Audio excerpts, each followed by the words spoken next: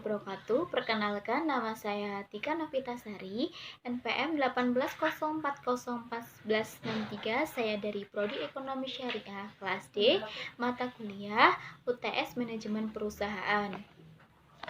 Soal yang pertama yaitu jelaskan apa yang dimaksud fungsi perencanaan dan apa saja keuntungan dan kelemahannya. Jawabannya adalah fungsi perencanaan adalah suatu proses pengambilan keputusan sehubungan dengan hasil yang diinginkan dan dengan penggunaan sumber daya dan pembentukan suatu sistem komunikasi yang memungkinkan pelaporan dan pengendalian hasil akhir serta perbandingan hasil-hasil tersebut dengan rencana yang telah dibuat. Perencanaan juga memiliki pengertian yaitu suatu rangkaian persiapan tindakan untuk mencapai sebuah tujuan. Perencanaan juga berupa pilihan dari berbagai alternatif kebijakan, prosedur, dan program. Secara konseptual, perencanaan juga dapat diartikan sebagai suatu alat bantu untuk memutuskan apa yang harus dilakukan di masa yang akan datang. Adapun keuntungan dan kelemahan dari fungsi perencanaan.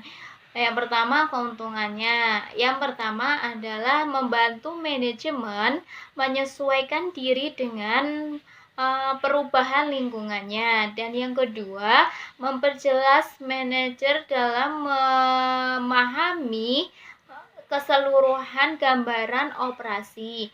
Yang ketiga, menjelaskan cara pemberian perintah dalam beroperasi. Yang keempat, membuat tujuan lebih khusus, mudah dipahami. Dan yang kelima, menghemat waktu dan usaha dan dana. Yang terakhir, memudahkan dalam melakukan koordinasi.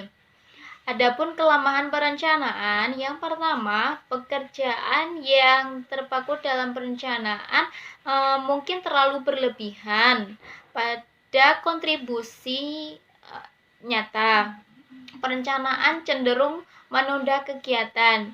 Yang ketiga, perencanaan juga kadang terlalu membatasi manajemen untuk berinisiatif dan berinovasi. Yang kedua yaitu fungsi perencanaan Telkomsel melalui 4 tahap dasar perencanaan. Jawabannya adalah yang pertama, menetapkan tujuan. Tujuannya adalah untuk mengembangkan SDM, sumber daya manusia, yang dijalankan melalui program sertifikasi dan program global talent agar dapat memenangkan kompetisi global. Telkomsel sebagai penyedia solusi nirkabel terkemuka di Indonesia, Telkomsel juga selalu menyediakan layanan seluler seluas-luasnya yang berstandar layanan kelas global dan mengacu pada kepuasan pelanggan. Yang kedua, merumuskan keadaan sekarang. Strategi pengembangan jaringan yang ditetapkan PT Telkomsel adalah membangun infrastruktur di luar Jakarta terlebih dahulu, kemudian baru masuk lagi ke Jakarta. Yang ketiga, mengidentifikasi kemudahan dan hambatan PT Telkomsel. Yang keempat, mengembangkan serangkaian kegiatan. Soal ketiga yaitu etika bisnis. Prinsip dari standar yang menentukan cara mengelola perusahaan yang mencakup semua aspek baik individu, perusahaan, maupun masyarakat dengan memperhatikan norma dan moralitas yang berlaku secara universal, ekonomi, dan sosial.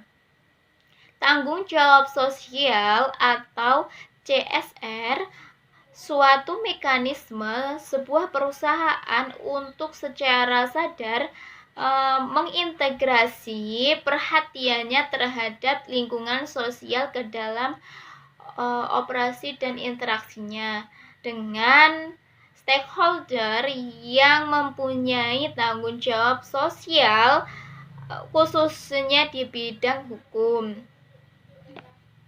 Jawaban nomor 4 yaitu saya tidak setuju dengan pendapat tersebut. Dengan adanya CSR, perusahaan atau masyarakat akan menjadi loyal dengan perusahaan tersebut. Dan jika sudah seperti itu, perusahaan akan jauh lebih mudah untuk menjalankan kegiatannya di daerah bersangkutan. Dan seluruh investasi dan biaya yang telah dikeluarkan untuk program CSR sebenarnya bisa menjadi sebuah peluang yang baik untuk mendapat market yang lebih besar lagi, karena program CSR bisa membuat brand menjadi lebih terkenal dan dikagumi oleh masyarakat luas. Sekian dari saya. Wassalamualaikum warahmatullahi wabarakatuh.